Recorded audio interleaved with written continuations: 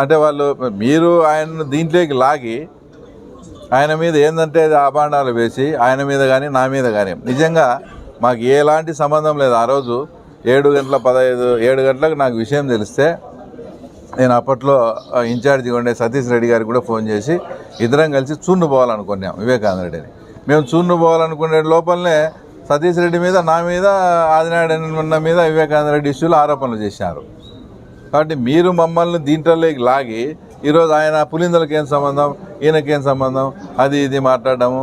ఆయన ఇంకా ఎంపీ గారు ఒక స్టెప్ ముందుకు పోయి ఏదో సమ్మేళనంగా ఉండాము, మా కార్యకర్త సమ్మేళనం కాకుండా ఏం పీకుతారో వచ్చి పీక్కోండి, మీకు చేతనైంది చేసుకోండి. మీ ఇంటికి వస్తామంటే తాడిపత్రిలో ఇట్లే